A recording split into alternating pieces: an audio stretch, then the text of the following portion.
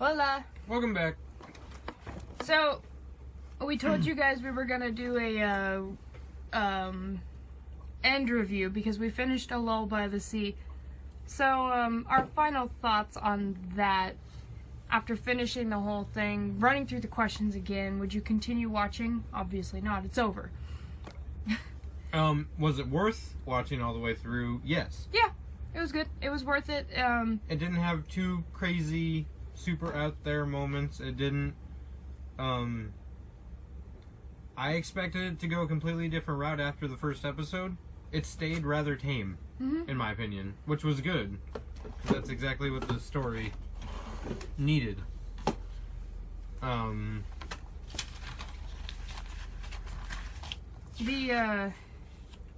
think the ending was fine too. Like everything from point A to point B. The only thing that, like, this would fall under for the question of what you didn't like, what you dislike. Love triangles. Well, there was that. There was, like, so many love shapes that there was, like, what is even going on? There was that, but what I was gonna say was that it, like, after, like, the first 5 or 6 episodes, it just felt like the season finale. And every episode up until that point felt like a season finale, not leading up to it kind of thing. And I don't know, maybe that was just me kind of thing, like, okay, well, it feels like a season finale, but we've still got like 20 episodes left. Like, a lot of the episodes felt like they were trying to wrap too much up. There was a lot.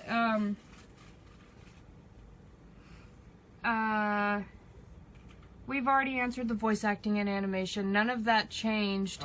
This was really nice. I was expecting it might take a dip with how pretty it was. Yeah, like, especially, spoilers, but there was a, 5-year jump? 5-year jump, yeah. Yeah, so everybody under this, everybody except one person, went into hibernation for 5 years. And I was expecting voices to change, but they actually kept, if they didn't keep the same voice actors, it was, you know, pretty good.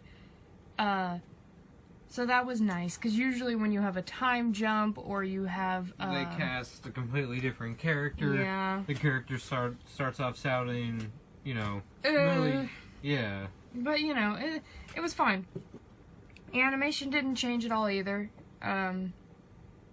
which I liked, you know. It stayed beautifully consistent throughout. It was nice, because more spoilers. This is going to be a spoiler-filled thing, so, I mean... There's that. Just saying. The main character, Hikari, his sister, ends up dating this land guy, and he has a daughter from a previous relationship. Oh my god. It's another one of those days where suddenly I'm famous and everyone wants to talk to me. The land guy, I don't remember what his name was, but he had a daughter from a previous relationship. Well, his previous relationship was also with someone under the sea, so their daughter... He's got that gill fever. Yeah, right? Their daughter, 5 years later, is suddenly discovering that she has the, what do they call it? Anema? Enema. Enema? Enema. It was something that starts with an E. She was able to swim. She was basically one of the water people. She could go underwater, talk, breathe, move, whatever. Which no one knew was possible, because early on in the season, when they first discovered Hikari's sister was in love with the land guy, they were going to banish her from the sea and stuff. They said, well, you're going to be banished, and also, if you were to have a child, that child could never go into the ocean. And then, oh hey, big surprise, yes they can. The one guy who they became friends with in the beginning, I had Smugu. Yeah. Smugu, whatever. I had a feeling he was a kid of the sea. I didn't realize it was his grandpa who was from the sea. I figured it was his mom or something. Because that seemed to be a running theme. Yeah, so it was kind of really cool that his grandpa was. He ended up, you know, coming out and being like, oh, hey, look, I can do the thing too. But what I was getting at was the girl when they first discovered she could go in the water and she started getting her abilities to do so, her eyes started changing. Her eyes used to be like a gray color. And then around the pupil, it started getting blue, and then over time. Like, it wasn't like an instant change, which was really nice, because you were able to see it like an episode or two before. Don't worry about it, they can't see it. Everybody, yeah, but I can see it. Everybody, it grew. And it's like, you noticed with every episode that there was a little bit more blue and a little bit more blue. And it was like, wow, this is really pretty, really nice. And I like that detail. Yeah, it's better than having the instant change. So, that was nice. A nice addition to our previous talks of the animation. Was the story captivating from start to finish? Yeah. Yeah. I would not have finished it if it was not captivating, for me. I wasn't expecting where, once again, the story was going. I thought it was going to go super far out there. Or it was going to be really dull. Like, they were... Because, like I said, it felt like a season finale was happening around episode 6. And it's like, okay, well, shit, if that's happening, then everything else is going to be very anticlimactic. And no, it wasn't. It kind of makes me wonder if they had done 12 episodes first, and then they were like, hey, this is actually catching on, we can extend it for another 12 episodes, maybe. I don't know. I didn't look it up, but maybe that's what the situation was. If there was another season, would you watch it? That depends, because they ended it on a good note. Everyone ended up with almost everyone they wanted to be with, more or less. Now, see, this is where I'm one of those selfish people. I'm one of those selfish people who, unless I've seen it on screen, like, I'm one of those people who's like, they gotta kiss, or it's just, it's just a title. They're acting lovey-dovey, but the kiss is like the final seal for that, and nobody kissed, and that was mildly disappointing for me, because I was really shipping a lot of these people so hard, and it's like, you guys are obviously together. And they had a lot of opportunities for them to kiss after being saved so many times by the person they ended up with. And there was just a lot, then that's not bad. It's not a bad thing. It's just something where it's like, okay, well, it didn't feel like a final to me. It didn't really finalize anybody's relationship, but kissing is not what defines a relationship. So, with that being said, I'm going to drop that.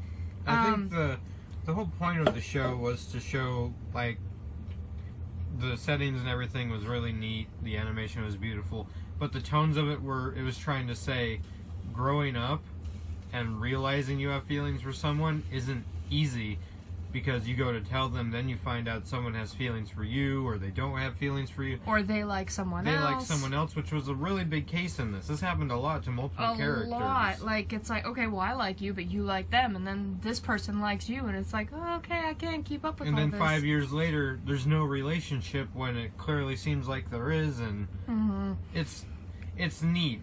And I don't know how they would expand upon that in the second season if everyone ended up with the right person. So it would really depend on the base. I'd have to watch the first episode, and then if I couldn't make my decision, I'd have to give myself the 3-episode limit to see. If it was about their kids, that'd be neat. Yeah, their kids, because then that would really define it. It's like, okay, well, fine, nobody kissed, but you know what? They had kids, so they obviously were together. They obviously did something. So, it is one of those things where it would really depend, but I would be open to it. If it looked good, I certainly would give it a try. I've watched a lot worse animes with bad second seasons, but sometimes second season is bad, but then a third season. One Piece. I'm kidding. I haven't even seen. I don't even know if I've seen enough One Piece for it to count as a full season, because there's just so many. I could probably jab fun at like Yu-Gi-Oh or Sailor Moon. Sailor Moon. We'll save that for another time. One of those. It's an example where Sailor Moon, like the first season, I was hooked, but then the second season, I was like, it's forgettable. It's starting to lose its charm. By the time it got to like season 4 and 5, I was like, oh, you just got it all back, So it would really depend, because season 2. If it came out with a season 2 and it was bad, and it came out with a season 3 might be better. turn back around and be about something different. Final thoughts. This is where we give the review, which I realized the last couple videos I have not actually reviewed. Like, I haven't, rated. Forgive us on that, because it's been a really, really, really hectic week. I mean, it's only, what, Thursday? So, we've been really busy. This is the first day in this whole week where we've actually had time. It's 5:30, and it's like, wow, we're done for the day. I don't have to worry about anything. That's like a first for us in a long time. So, I don't remember what I rated it before. I'm not going to go back and double check. This is either going to really contradict what I said, or it's going to be exactly what I said in the last one. Given seeing it from start to finish, I would gladly give this an 8. Definitely. Because it had a good story, it had good flow, all the characters were good, the character structures, you know, detail, everything, how they handled certain situations was really good, how they decided, okay, well, we're going to do this, and then we're going to factor it in 5 years later, and here's how we're going to co-mingle everybody again, which was really good. So, I honestly see no reason that it doesn't deserve anything less than an 8. It's not the best anime, so it doesn't deserve a 10. But it is pretty close, you know, so I think an 8 is good for it. With that being said, don't expect a lot of these, because a lot of these animes and cartoons that we're watching have, like, a bunch of episodes, and... So you probably won't, on the ones we'll continue, we're probably not going to get around to actually doing them, because we can't devote our time to finishing one series. We have to, if we want to stay true to reviewing the first episode of everything, we kind of need to pace ourselves. Otherwise, we're going to be in our 80s by the time we're done. But occasionally we'll throw them out. Sometime, maybe if we get to an anime and we've seen it all the way through, we can tell you. We'll do a review based on, okay, with the first time we've seen it, and then we'll do a review right after for the whole series. Host Club would be an easy one, because we've seen that a million times. Full Metal Alchemist, Sailor Moon, you know, stuff like that where we've seen it start to finish. We'll throw out a final review for that, because we don't have to watch all 200 episodes of Sailor Moon. Well, I don't have to watch all 200 episodes of Sailor Moon. You know, someone like him, he wouldn't. So on ones like that where he's seen something and I haven't, he would take lead on the review, and I would just be like, yep. And same goes for him. Sailor Moon, I would be sitting here and gushing over it, and he'd be like, yeah, totally, I've only seen season 4. So, expect them, but don't expect them often. Like, once in a blue moon. With that being said, our next order of business, we're going to pick up where we left off, I don't even remember when, and we're going to do the cartoons. So, our lineups for cartoons involve Sonic the Hedgehog, Gummy Bears, and... Aeon Flux. So, if any of those are your interests, keep an eye out for those, and we will see you guys then.